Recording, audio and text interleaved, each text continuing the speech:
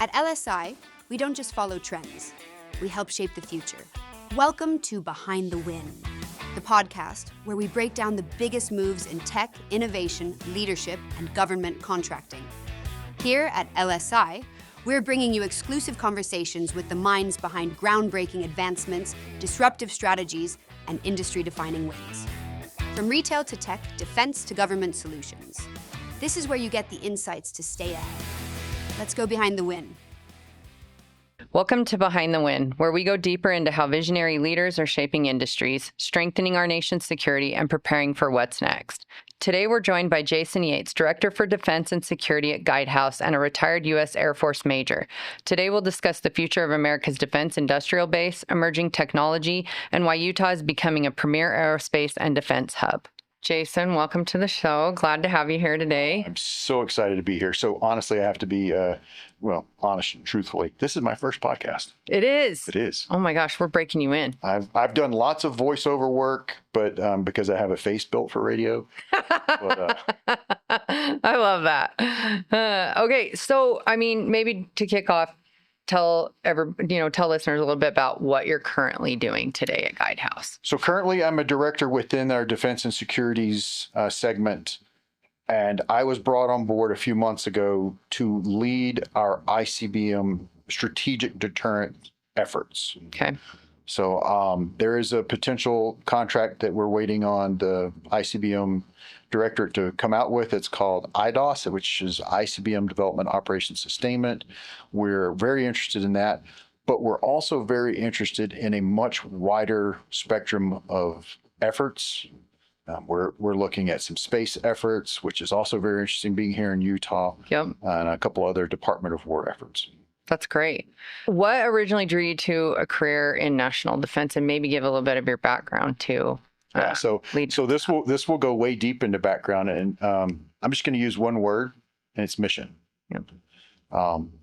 What attracted me to this national defense effort, I'll say, is the mission, and I'm going to go way deep into back into the late 1900s, 1980 time frame. My maternal grandfather was in the Navy in the Pacific Theater, World War II. He spent 20 years in Louisiana State Police, and then another 20 years as a sheriff's deputy. You want to talk about one mission-focused individual. There was a certain way the tools were hung up in the barn. That, everything had a place and a way, right? And that was all based on the mission of home and just leaving things better than you found them, sort of kind of way. And we also lived outside of England Air Force Base, which is no longer open, in central Louisiana, which was an A-10 base. So constantly, when I was growing up, seeing A-10s flying overhead, and you could hear them off in the distance at their range, firing their, the Gatling gun. And I got to go to base to visit a few of those places. And I found an organization called Civil Air Patrol at 15 years old. And I put the uniform on for the first time. Wow. And I never looked back.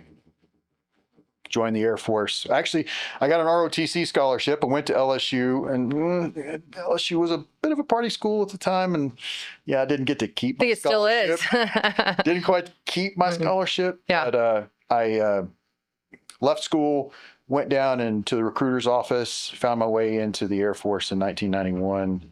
And I'm still wearing pretty much the same uniform I was wearing as a cadet, just, different badges and stuff. Absolutely. Became an aerospace ground equipment technician, spent 3 years in air refueling, 3 years with special operations, became a technical training instructor, which is where I fell in love with teaching education. And then decided that it would be a good idea to be a maintenance officer.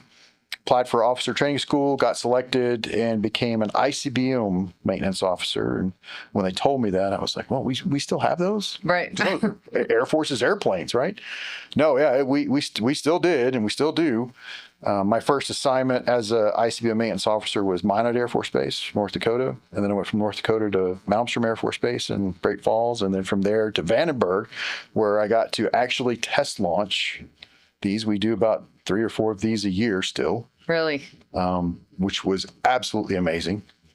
And then I moved into the newly created Air Force Global Strike Command, now going on 16, 17 years of existence. I was one of the first ones in the door. I was the captain on the podium for the activation ceremony. And if you go online and listen for Air Force Global Strike, Our Nation's Shield, that's my voice. Really? Yep.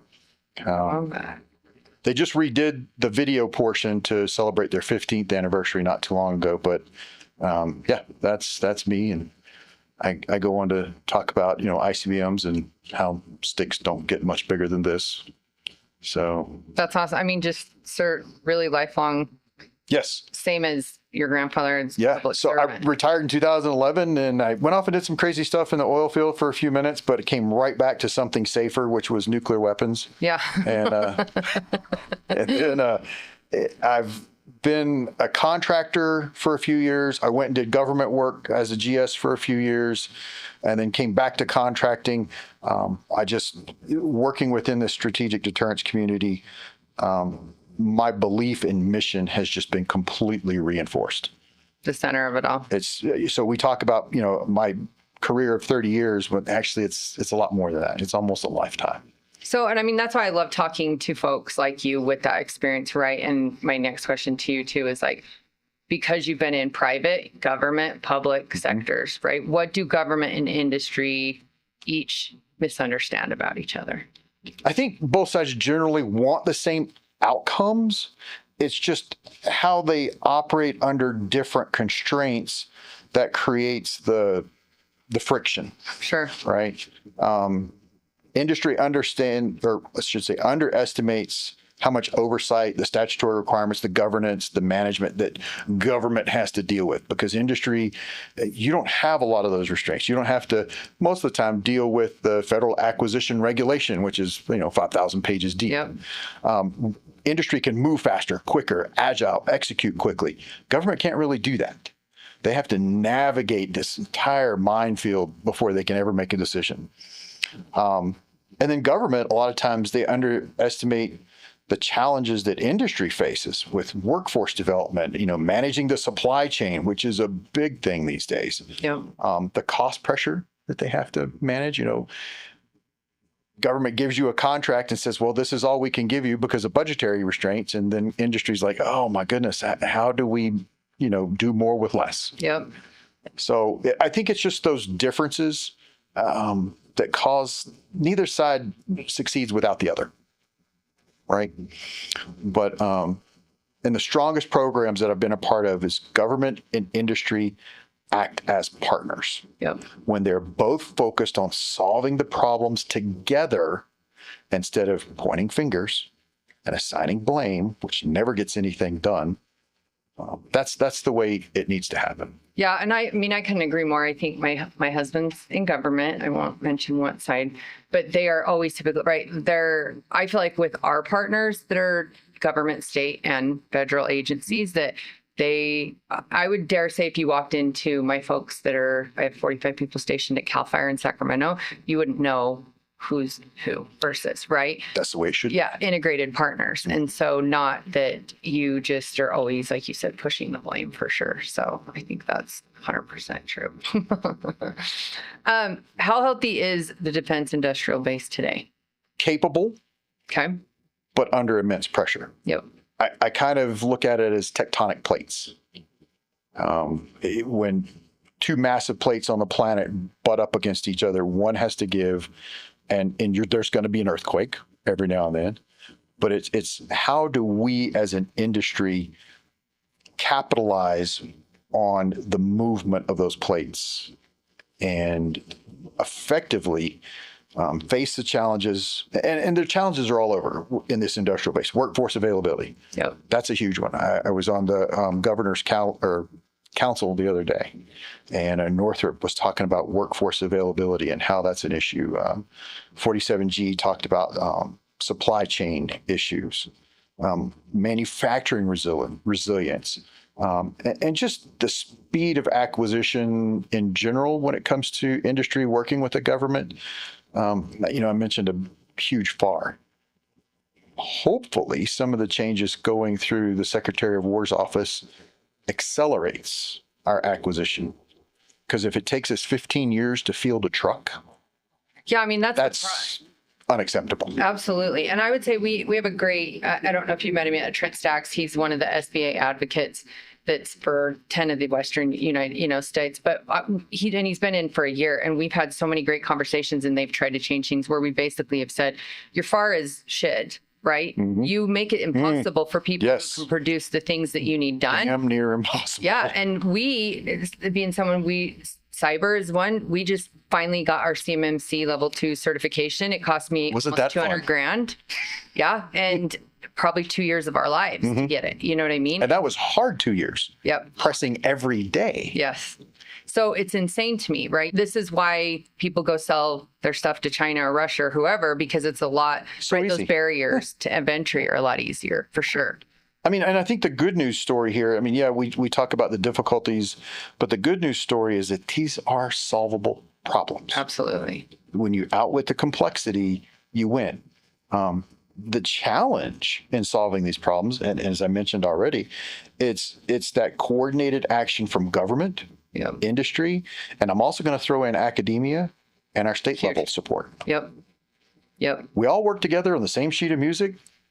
It's not as difficult as it is sometimes. Yeah. And I would say, I think I came from 25 years of banking 5 years ago to government contracting. And I would say that. Wasn't that a lovely transition? Yeah. Crazy. But to me, I'm like, well, why don't they know? Yeah. We can walk to the Department of Labor and they don't know what the Department, of Commerce is doing. So to me, I was like, why is no one talking? Yeah. Why doesn't anybody know? But they don't. And you're right. Like even at the state level. So when you get industry, private, public, government, all together, then wow, look what happens. Right. It's collaboration. Yep. It's getting people together, doing the right things at the right times with the right amount of resource. And nothing is impossible. Yep. It's impossible till it's not. I think I've heard that somewhere before. Absolutely. I think you mentioned some of the vulnerabilities, right? Like that communication and crossover. What would you say are some of our biggest strengths? An innovative ecosystem. Oh my gosh, industry is great at innovating and moving fast, but that could also be a vulnerability. Sure. You push your technology so far, so fast, you don't really know where your gaps are. You have some blind spots, and our adversaries are very good at taking advantage of blind spots. For sure. Other strengths here in Utah, I'll say specifically, is the advanced aerospace defense capability. The engineering talent in this state is amazing. We should not let it walk outside of these borders. Yep. And I know there's lots of things going on to secure that. And here at Hill, based in, I've been to Albuquerque, I've been in the Beltway. One thing I think that works really well here in our Salt Lake area is a strong partnership between government and industry. Yeah. It is strong. There's still friction points, don't get me wrong, but it does work really well. It's crazy, the support and community that Utah has for this. It's amazing. Yeah. It's one of the things that actually drew my wife and I to Utah, because both of us raised in Louisiana. I was born right outside of Barksdale Air Force Base. I retired at Barksdale Air Force Base. We were staying there. This is it. We're planting roots. Right. Both of our families are all in Louisiana. And 2018, we just said, you know what? There's far more opportunities for us to use the tools in our toolbox outside of Hill Air Force Base. Yeah. Okay. I mean, buzzword lately, AI, right? Yeah, it's all we hear about. So how are AI or autonomy, digital engineering changing defense? So I think the first thing to point out, what's most important in understanding these technologies, AI, autonomy, digital engineering, is that these are tools. They're not replacing people. One of my biggest efforts in my whole life is developing the people. These tools augment the capabilities of highly trained professionals. So yes, AI, autonomy, they're changing defense in much the same way. If you go back, a couple decades, when we started talking about precision guidance. Well, in Vietnam, we just carpet bombed. We just dropped a whole bunch of dumb bombs. The Gulf War came out, and all of a sudden we have these precision guidance weapons. Today, we can release a weapon from 40,000 feet, miles away, and put it through your living room window. Yeah. That was a leap forward in defense technology. we're on that same precipice again with AI autonomy. It's allowing us to model, test, validate systems before we ever put something in the field or before we ever bend the first piece of metal. Also, in that video on YouTube I was watching last night, engineers used to build wooden models before they would go to actual bend metal to prove their design, to make sure it fit, function. We don't have to do that anymore. We can build a digital twin, put it through all the environments in a day through a computer. Not months, not weeks, not years, a day. Right. In these types of environments. But, then it comes down to, do we trust what the computer just told us? Yeah, we're going through growing pains. Yeah, we know there's ghosts in the machine, so to speak. I think another issue we have is older generations, and I'll stick myself in there because I was born in 72. Many of us saw Terminator, and there's this thing called Skynet. Right? So we're like, oh my gosh, Skynet's going to take over the nuclear weapons. No. That's why we have all the CMC certifications and cyber defense. There is an entire new defense career field of cyber defense. Never had that before. So we use the automation, the AI, to defend against the enemy who's using it to break in. That's just the way it comes down. So. Yeah. And I love that you say it enhances, right? It supplements, enhances Absolutely. the capabilities of humans, of what we're doing. And because we use it heavily in here with whether we're using proposals or in our accounting system or whatever. But I always tell my people too, I'm like, listen, I asked it to get me to the Brooklyn Bridge in New York this last fall, and I ended up at Rikers. So you've got to check it all the time, right? Like, it's not right. Yeah. And you have to ask it a different way in a million different times, but does it enhance everything that we got? So it's absolutely interesting. Myself and my two partners, we all have access to the same co-pilot with Guidehouse. Just kind of a funny thing. One of my friends one day, he says, well, I asked Jarvis this morning to do so-and-so. And we're like, wait, what? Jarvis? You mean like Iron Man? He's like, yeah, I told my AI to, pretend it's Jarvis and take on, because I want technical, geeky type things. So, and then my other buddy's like, okay, hold on a second. He went and told his AI to pretend he was Clark Kent. Yeah. Because he wanted a more analytical, thought process. So then I went to mine and said, hey, co-pilot, I want you to be Alfred for Batman. So now what we do, we gave it a personality, and we told it this is how we want it to present us information. And now the three of us, we go with the same inputs.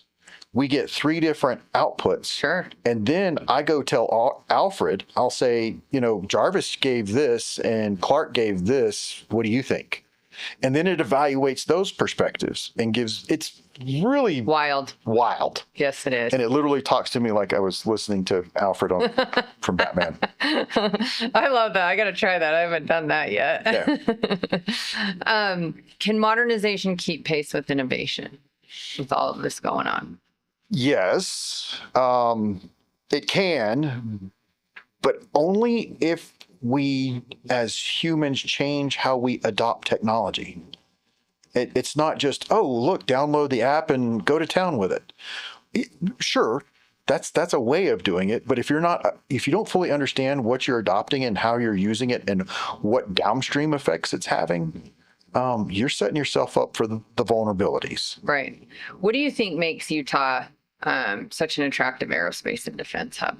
But I think a lot of people really don't talk about is a highly capable workforce. Absolutely.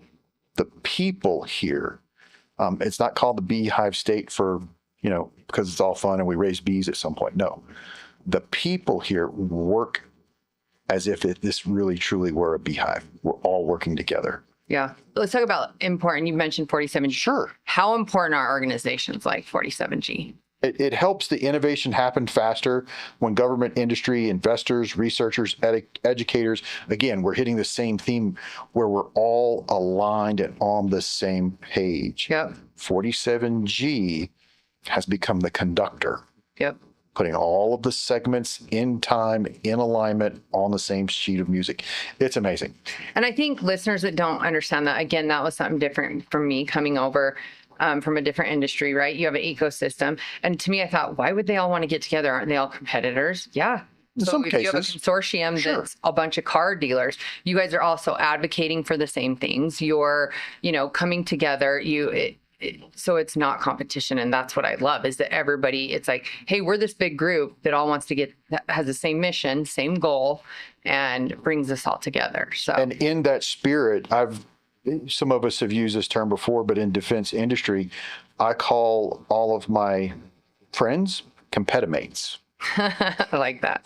No, I think they're awesome. I mean, conductors is a great example of 47G is great at that. They have very much refined that capability. And what others don't know, I mean, our team was in Morocco in February, and it's actually these type of organizations and consortiums. Other countries, they're funding them. Mm-hmm. They want them. Like we went in Morocco, we went and saw that Boeing and Raytheon, all of them pay for these guys to go for their workforce development to get trained and pay for industry in the school, the schools. Mm-hmm. And it's this whole trifecta, and they really lean into that, and it's working for them. So, I think it's a great one.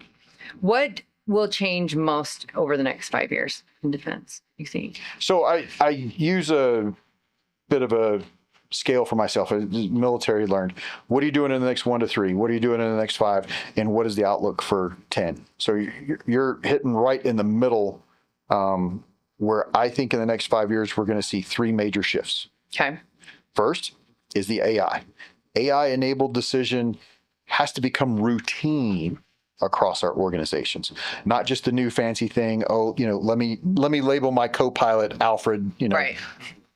Toying with it. Yeah. Bruce Wayne's butler. It has to be routine. It has to be a part of what we're doing. There's a trust factor that we're going to have to get to understand it. And we're also going to have to be able to identify when it has made a mistake. That's where we have to keep the human in the loop.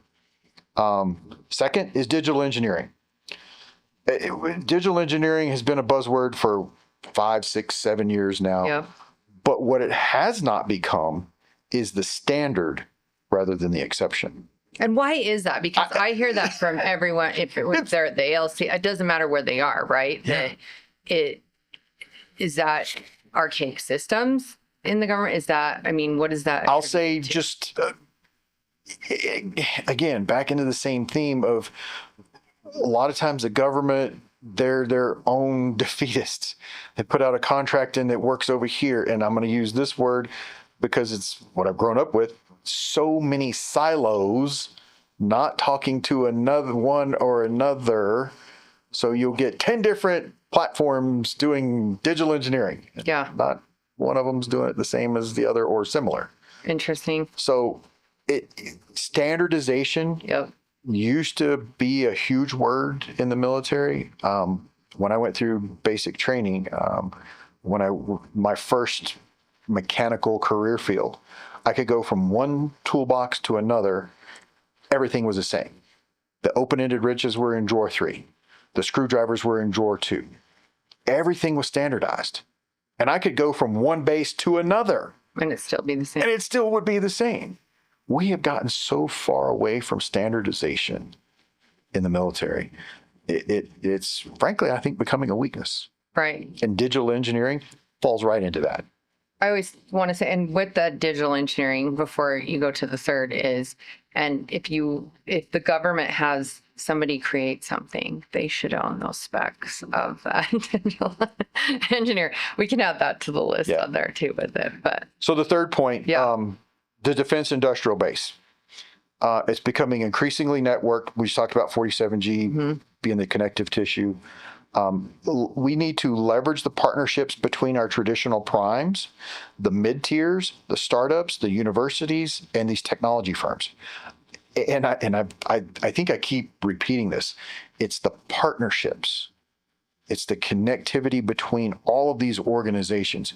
I can't just sit down and have a conversation with the government and then turn around, and go down to, let's say, Space Dynamics Lab and have a totally different conversation around the same topic.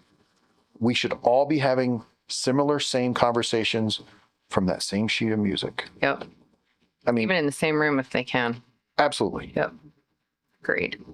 What gives you the most optimism? People. It quite honestly is the people. Anything I have ever done has been about people. When I was in officer training school, one of the questions, we did a mock board for something. One of the questions that I was asked was, what comes first, mission or people? Boy, that was a hard question. Yeah, I was like, I was like, oh man. So my answer was neither and both.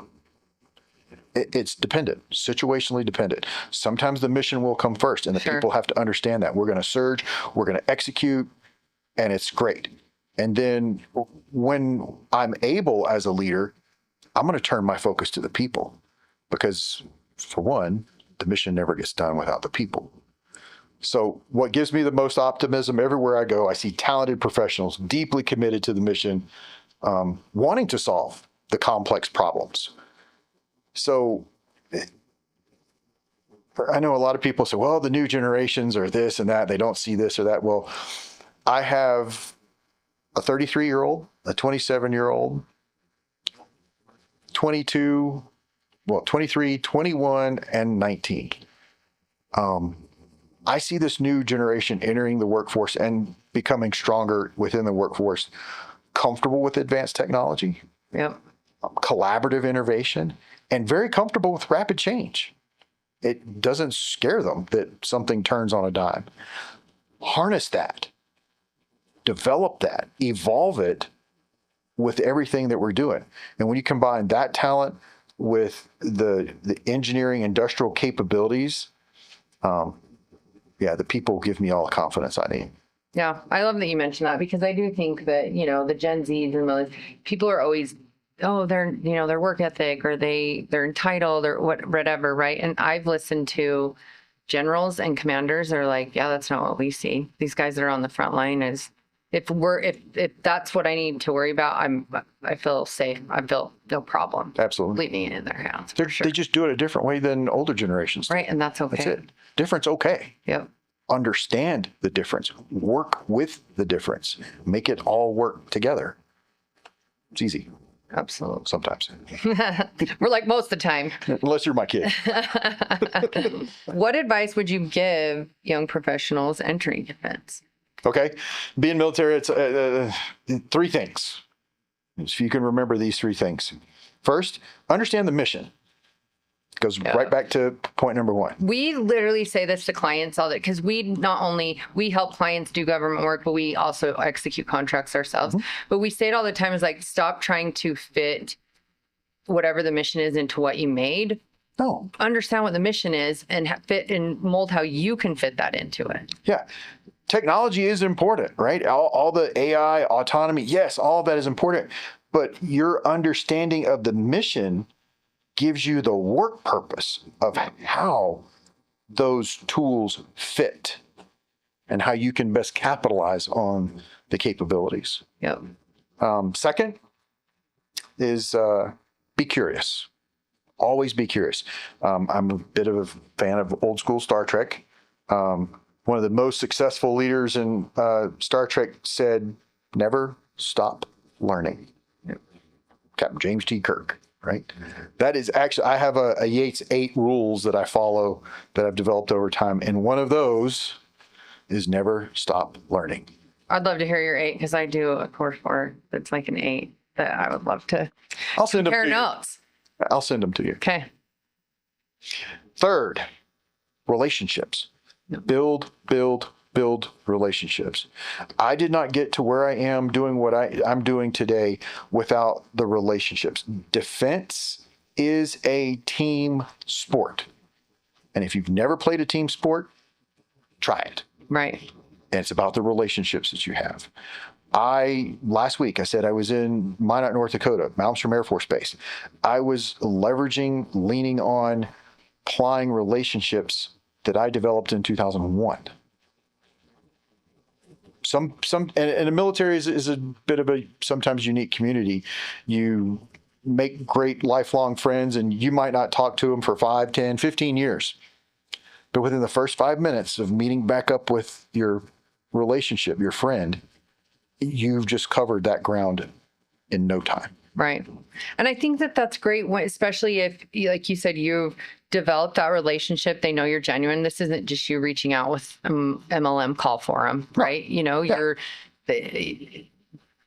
I think as long as you're genuine about it and, the relationships are for sure what's key. When I tell any person in the ICBM community that I am here to, if I have to climb Mount Everest without gear, that's the passion, that's the commitment, that's the discipline that I'm going to execute with. Yeah. They believe it because they've seen me do it plenty of times before. Right. But for young professionals, build those relationships, learn the organizations, learn the disciplines, the backgrounds that people have at all generations.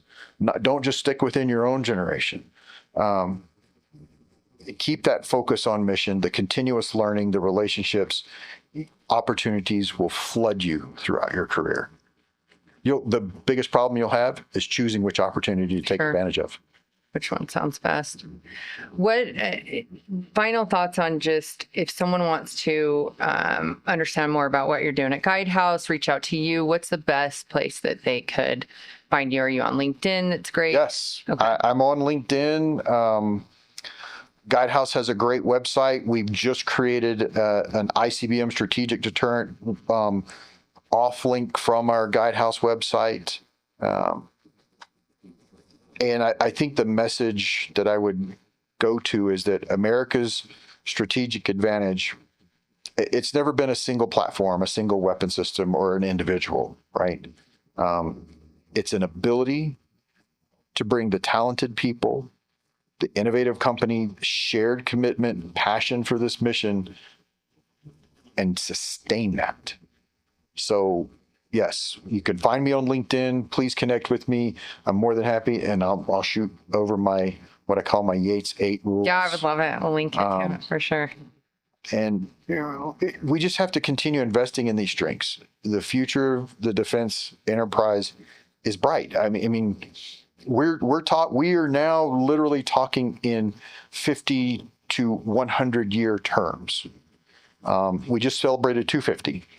Great. I love it. This country has to kind of shed the old mentality of, wow, today's great. It's awesome. I love this. It's, what are we doing tomorrow for breakfast? And I kind of use that euphemistically because our opponents, they have 5,000 years of history. Yeah. They don't think about what's for breakfast tomorrow. They think about how are we going to dominate the world in 100 years, 200 years? Yeah. We are just now in our infancy of 250 years. Sounds like a lot, right? We are just now starting to figure out how to think in centuries as opposed to what's for breakfast tomorrow. I love that. That's great. Jason, thank you for sharing your insights with us. My pleasure. We appreciate you joining us on Behind the Win. Yes. Thanks. Thank you.